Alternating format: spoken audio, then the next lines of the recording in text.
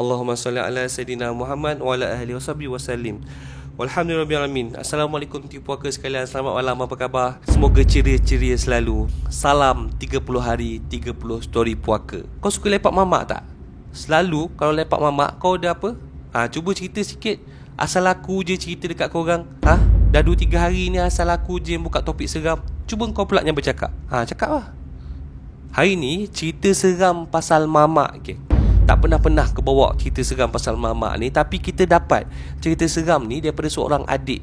Dia cerita pasal kisah seram dekat mamak. Walaupun benda ni macam tak masuk akal, tapi bila aku baca cerita adik ni, aku rasa macam uish, adik ni betul-betul kena ganggu lah. Dan cerita pada malam ni, sebelum saya sambung, macam biasa, jangan lupa like, jangan lupa subscribe, jangan lupa on notification button.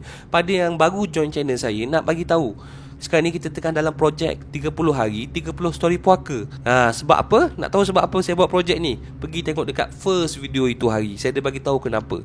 Ini macam denda lah. Denda sebab malas buat video beberapa hari lepas. Jadi inilah hakikatnya yang saya kena korbankan untuk anda semua, wahai pemunat story puaka sekalian. So saya harap tim puaka masih setialah dengan saya ya. Kita hidup tim puaka geng. Kena bersatu. Okay? Hidup kena ada wam sam. Pada yang nak caring, walaupun tak tahulah korang caring ke tidak kan, saya masih demam. Suara saya pun masih macam serak-serak basah baru lepas akhir balik. Jadi saya maafkan lah. Saya maafkan pula. Apa aku nak maafkan kau? Jadi saya minta maaf lah ya kalau ada bahasa yang tak faham tu. Biasalah, hidung ni tersumbat. Dah 3 hari aku korek, tak keluar pun najis hidung. Takkan nak pakai vacuum, disedutnya nanti hidung aku. Jadi kita kembali pada cerita seram pada malam ni. Cerita ni daripada seorang jejaka lepasan SPM geng. Dia kata dia telah pun dapat sebuah pekerjaan dekat kedai mamak alang-alang tunggu nak masuk universiti. Mamak ni pula berada dekat kawasan kampung-kampung je, tapi dia buka 24 jam geng. Tapi si abang yang bekerja ni, dia bagi tahu yang selalunya pukul 2 hingga 5 pagi confirm mamak tu kosong. Kalau ada pun seorang dua je datang minum. Tak pun pakcik-pakcik lori parking tepi, dia order kopi, lepak sejam dua, lepas tu sambung drive. Cerita ni datang daripada seorang lelaki yang bernama Afzan. Macam yang aku cakap tadi, Afzan ni merupakan seorang pelajar yang baru saja selesai SPM. So sambil buang masa tunggu nak meniarap, tunggu result SPM ni, dia pergilah kerja dekat sebuah kedai mamak. Sebelum saya sambung cerita ni geng, kita mulakan intro kita dulu.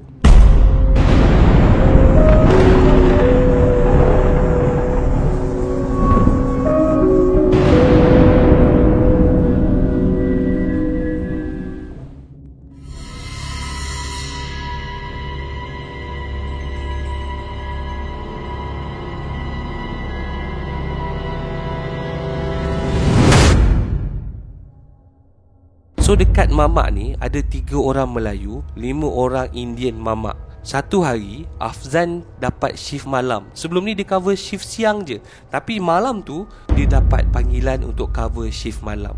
Selalunya shift malam 4 orang je yang jaga. Yelah, sebab mamak tu mamak kecil je geng dekat kampung. Tak payahlah sampai 10 orang yang jaga. Bukannya buat buffet hotel, kedai mamak je pun. Kadang-kadang tak meriah mana pun mamaknya. So antara 4 orang yang jaga tu, 2 orang akan jadi tukang masak, seorang ambil order, lagi seorang akan handle cashier. Lebih kurang macam gitulah flow dia. Nak dijadikan cerita, Afzan masuk kerja mula pukul 8 malam hingga pukul 6 pagi. Malam tu pukul 8, orang agak ramai daripada biasa. Afzan memang tak cukup tangan. Kerja dia waktu tu adalah ambil order setiap meja. Tapi bila menjelang ke tengah malam, orang makin lama makin berkurangan, dan sehinggalah jam menunjukkan pukul 2 pagi. Hanya tinggal Afzan je di bahagian luar tempat meja-meja tu. Kawan-kawan yang lain semua dekat dapur. Waktu ni ada yang baru nak makan, ada yang tengah prepare barang-barang masakan untuk esok. Tapi disebabkan waktu bekerja ni, Afzan ni seorang je Melayu, yang lain semua Indian mamak. Memang dia tak bergaul sangat lah dengan mamak-mamak tu, sebab dorang kadang-kadang bercakap bahasa dorang. Afzan tak faham. Takkanlah tiba-tiba Afzan nak cakap, bro, subtitle ada bro, nanti kau jadi lauk esoknya. So waktu tu Afzan duduk sorang-sorang dekat luar sambil tengok kedai. Kalau ada customer datang, dia pergi ambil order, hantar dekat belakang. Waktu tu Afzan sorang-sorang sambil main ML, Mobile Legend. Waktu tu lah, sambil layan TO Ice. Tiba-tiba kelihatan satu tubuh berjalan melintasi kedai mamak tersebut. Lintasan tu berjalan perlahan je dari luar kedai. Lintasan seorang perempuan pakai selendang menutup muka, berbaju kurung lama dan berkain batik. Afzan waktu ni pandang je perempuan tu berjalan tanpa fikir apa-apa, tanpa fikir yang bukan-bukan. Ibarat ini kedai mamak, dia berjalan macam gini je. Dan lintasan tu Afzan cakap seakan macam perempuan tu tengah jalan atas skateboard. Kenapa? Sebab macam smooth je dia berjalan. Afzan pun macam pandang je ikut arah perempuan tu berjalan. Setelah perempuan tu melintas habis, Afzan sambung main game. Dia tak fikir apa-apa. Beberapa minit lepas tu, lagi sekali perempuan tersebut melintas. Tapi yang peliknya, perempuan ni melintas daripada arah yang sama. Kau faham tak? Tadi perempuan tu dari sini ke sini. Beberapa minit lepas tu, lagi sekali daripada sini ke sini perempuan tu lintas. Time ni Afzan fikir, tadi dia dekat sana, macam mana pula dia dekat sini pula? Aku tak nampak pun dia lintas depan kedai tadi. Takkan dia pusing satu blok? Blok ni besar kot nak pusing. Tak mungkin dalam masa 5 minit dah sampai. Waktu ni Afzan tengok je perempuan yang berselindung dengan selendang tu berjalan. Dan tiba-tiba dia berhenti di depan kedai. Dia mula melangkah masuk dan duduk di meja yang hujung sekali. Waktu ni muka dia masih terlindung dengan kain selendang tersebut.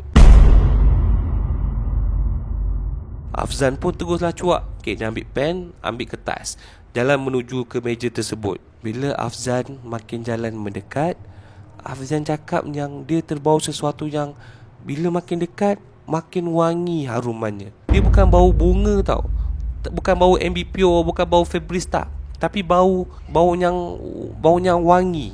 Tapi bau tersebut, Afzan cakap tak tahu kenapa dia rasa gerun, rasa takut. Afzan pun berdiri sebelah meja. Dia tanya, nak order apa? Perempuan tu pun tunduk, diam je tak balas apa-apa. Afzan lagi sekali tanya, Puan nak order apa? Perempuan tersebut bersuara dengan suara yang garau tapi lembut. Dia cakap, berikan saya air suam je. Afzan ni tanya lagi, Puan nak makan apa-apa tak? Puan tu jawab, tak apa, terima kasih.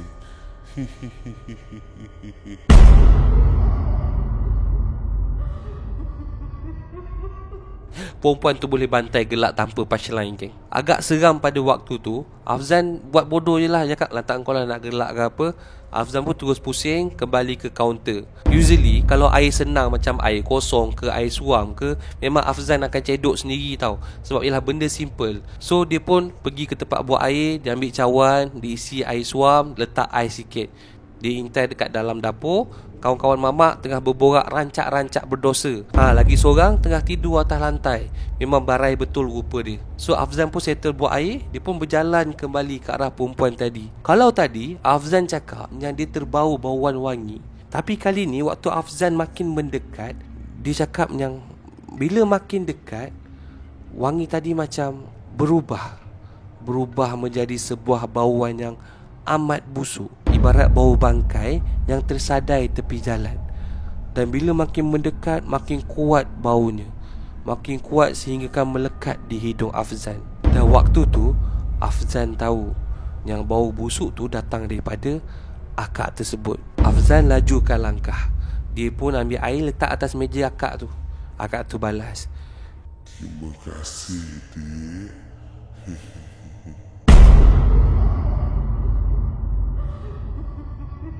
Afzan cakap, sama-sama kak. And dia pun nak pusing lah tinggalkan tempat tu. Dan tiba-tiba waktu Afzan baru nak pusingkan badan ni, selendang akak tadi jatuh atas lantai, geng. Berdebush. Tak adalah bunyi berdebush, macam berat benar selendangnya. Selendang tu jatuh atas lantai. Dan waktu selendang jatuh atas lantai ni, Afzan pun terpandang muka akak tadi. Sekarang baru tahu kenapa akak tu bau busuk yang tengit. Rupanya mukanya ditutup dengan selendang tu menutupi sebahagian muka kakak ni yang berulat teruk, berulat, berlubang, bernanah. Waktu ni Afzan terus menjerit. Ditolaknya semua meja kerusi, dipejamnya mata, sehingga kan kawan-kawan yang ada dekat dapur tadi berlari keluar tengok Afzan.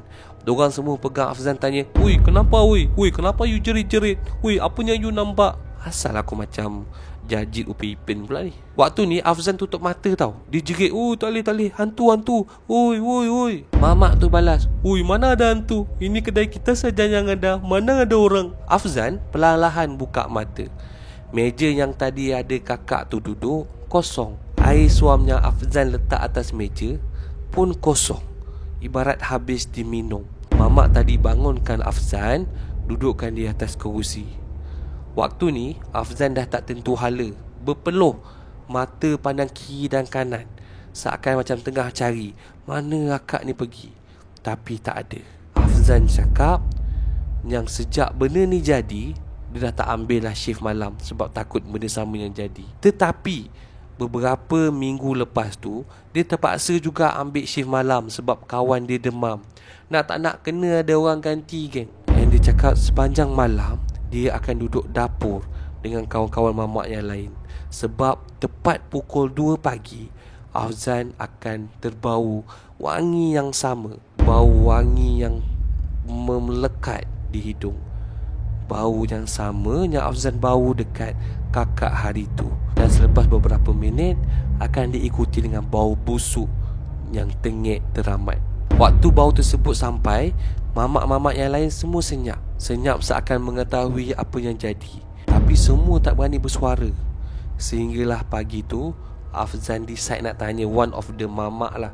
Dia tanya salah seorang kan, dia cakap, "Aneh, semalam kan you ada bau wangi, bau busuk kan pukul 2 pagi macam tu.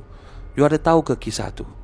Aneh tu balas, Memang selalu bau itu, adik. Kami kalau kerja malam memang akan selalu bau. Kadang-kadang bau busuk itu lama, kadang-kadang bau busuk itu sekejap, tapi bau busuk itu tetap ada. Dan sehingga kini kekal misteri bau apa yang dihidu di mamak tersebut.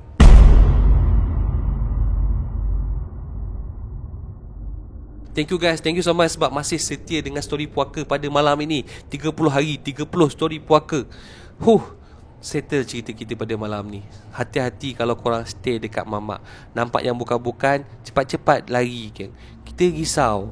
Yelah risau. Risau ni ada dua je. Kalau bagi lelaki yang dah kahwin, kita risau yang datang tu bini kita bawa penyapu. Yelah engkau pukul 2 pagi tak tahu nak balik. Engkau macam hidup bujang pula. Pada yang bujang-bujang risau juga. Yang bujang-bujang ni tak ada awet single ni, risau 2 pagi tu tiba awet datang. Takut maknya nanti diusiknya bahu engkau kiri ke kanan, dah engkau pula yang berpeluh. Thank you so much pada mana yang datang pada malam ni. Semoga murah rezeki korang. Saya ucapkan selamat maju jaya. Tiba-tiba maju jaya. Aku ucapkan terima kasih lah. Semoga ada rezeki, kita jumpa lagi. Jangan lupa on notification button. Jangan lupa subscribe. Jangan lupa teruskan menonton story puaka. Jangan biarkan malam anda menjadi story puaka. Thank you so much tim puaka sekalian. Ada rezeki kita jumpa esok malam, InsyaAllah. Selamat malam.